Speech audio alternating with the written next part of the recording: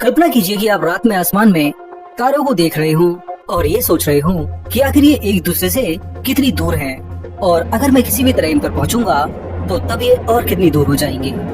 आप इस सवाल का जवाब इंटरनेट पर खोजने की कोशिश करते हो और आपको पता चलता है कि इसके लिए आपको ये जानना जरूरी है कि हमारा ब्रह्मांड कितनी तेजी से फैल रहा है। पर ये जानने के लिए आपके पास केवल दो ही तरीके हैं और इन दोनों तरीकों में आज के वैज्ञानिक भी काफी टेंशन में रहते हैं। आज तक कभी भी हम ब्रह्मांड के फैलाव यानी एक्सपेंशन को सही तरीके से नाप नहीं सके हैं। जितनी बार हम ट्राई करते हैं हर बार इसके एक्सपेंशन की स्पीड में काफी अंतर होता है जो कॉस्मिक स्केल पर बहुत ज्यादा है।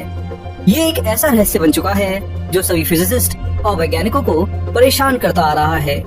कई टेलीस्कोप्स और रेडियो सिग्नल से लेकर के ब्रह्मांड की आखिरी लाइट तक को चेक करने के बाद भी ब्रह्मांड का ये एक्सपेंशन हमें हर बार हिला कर रख देता है। पर आखिर ऐसा क्यों है? क्यों हम कितना भी एडवांस टेलीस्कोप स्पेस में लॉन्च कर दें और हर सुपरनोवा और गैलेक्सी को ट्रैक करें, फिर भी हम उनके हमसे दूर जाने की स्पीड को सही से नाप नहीं पाते हैं। ब्रह्मांड में आखिर ऐसा क्या है जिसकी वजह से हम आज तक यूनिवर्स के एक्सपेंशन रेट को हर तरीके से एक जैसा नहीं निकाल पाए हैं? क्या ब्रह्मांड खुद नहीं चाहता है या फिर हमें इसके असल फैलाव को जानने के लिए अभी भी हजारों या लाखों सालों का इंतजार करना पड़ेगा? तो दोस्तों, इसी रहस्य को जानने के लिए आज आप इस वीडियो को पूरा जरूर देखिए। यहाँ आप पहली बार ब्रह्मांड को एक ऐसे नजरिए से समझोगे जो इससे पहले शायद ही आपने कहीं देखा होगा। तो चलिए शुरू करते हैं। साल 1920 का दशक, दो महान एस्ट्रोफिजिसिस्ट हार्लो शेप्ले और हर्बर्ट कर्टिस के बीच एक बहुत तीखी बहस छिड़ गई, जिसे द ग्रेट डिबेट भी कहा जाता है। यहाँ दोनों वैज्ञानिक इस बात पर बहस कर रहे थे कि एंड्रोमेडा जैसे ऑब्जेक्ट हमारी गैलेक्सी के भीतर हैं या इसके बाहर। उस समय वैज्ञानिकों को मिल्की वे गैलेक्सी ही एक तरह से पूरा यूनिवर्स लगती थी। हर्बर्ट कर्टिस इस बहस में कहते हैं कि उन्हें एंड्रोमेडा एक अलग ही दूसरा यूनिवर्स लग रहा है और वे मिल्की वे गैलेक्सी की तरह ही दूसरी गैलेक्सी हो सकती है। और शेप्ले इससे एकदम अलग एंड्रोमेडा को एक नेबुला मानते हैं जो कि स्पेस में तैर रहा एक धूल का बादल होता है। अब आप सोचिए, जो गैलेक्सी खुद हमारी गैलेक्सी से 2 गुना बड़ी है और 2.5 लाख लाइट ईयर में फैली है, उसे वैज्ञानिक 100 साल पहले केवल एक नेबुला मानते थे जो कि एंड्रोमेडा गैलेक्सी के सामने टिकता तक नहीं है। अगर हम अपनी गैलेक्सी के नेबुला ओरायन से एंड्रोमेडा की तुलना करें तो वह उससे 9000 गुना छोटा है। यानी अगर ओरायन नेबुला एक क्रिकेट बॉल के बराबर है तो एंड्रोमेडा माउंट एवरेस्ट के बराबर। इसी से आप समझ सकते हैं कि इन दोनों एस्ट्रोनॉमिक ऑब्जेक्ट्स में कितना अंतर है।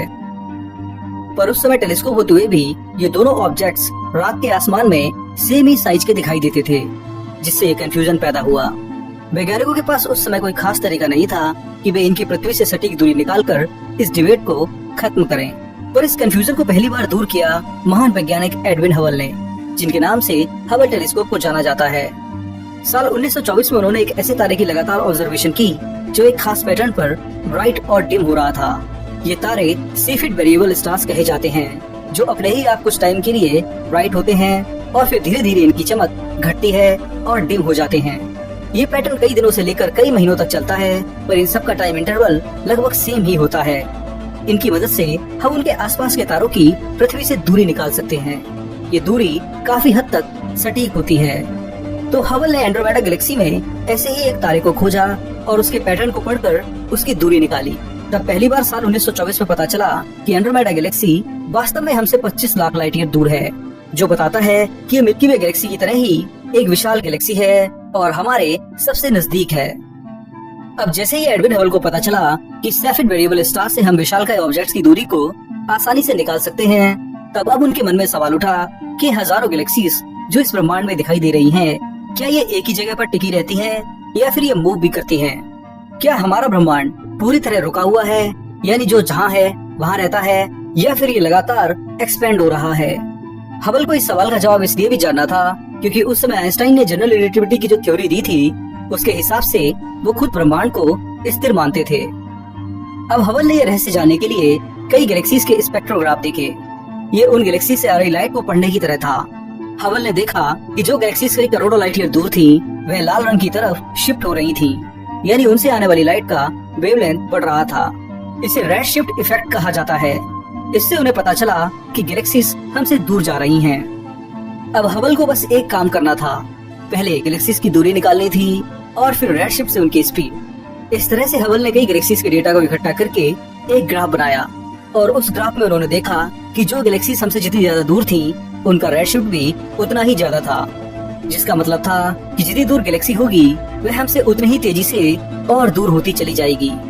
ये दूरी लाइट की स्पीड से भी तेज हो सकती है और इसी फैक्ट को पहली बार हबल लॉ का नाम दिया गया।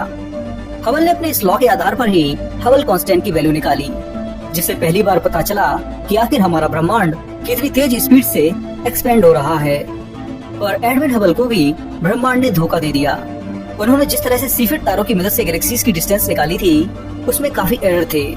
हालांकि एरर उन्होंने जानबूझ के नहीं किए थे, बल्कि उस समय वे केवल सीफिट स्पेस की एक ही कैटेगरी को देखकर गैलेक्सीज की डिस्टेंस निकाल रहे थे। इस वजह से उनकी पहली ब्रह्मांड के एक्सपेंशन की वैल्यू यानी हबल कांस्टेंट 500 किलोमीटर पर सेकंड पर मेगा पार्सेक निकल कर आया।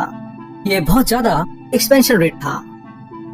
एक पार्सेक में 3.26 लाइट ईयर होते हैं। ये यूनिट ब्रह्मांड में ऑब्जेक्ट्स की दूरी निकालने के लिए आज भी यूज होती है। तो इस हिसाब से 1 मेगा पार्सेक यानी 10 लाख पार्सेक में 32,60,000 लाइट ईयर होते हैं। तो हबल कांस्टेंट की इस वैल्यू के मुताबिक अगर कोई गैलेक्सी आपसे 32 लाख लाइट ईयर दूर होगी तो वह आपसे हर सेकंड 500 किलोमीटर दूर होती जाएगी। अब 1 मेगा पार्सेक की जगह अगर कोई गैलेक्सी 10 मेगा पार्सेक यानी 3 करोड़ 26 लाख लाइट ईयर दूर होती तो वह आपसे करीब 5000 किलोमीटर पर सेकंड की स्पीड से दूर जा रही होती। इसी तरह से जितनी ज्यादा दूर गैलेक्सी होगी वह आपसे उतनी ही तेज दूर होती चली जाएगी। तब तक के लिए नमस्कार, जय हिंद। आपका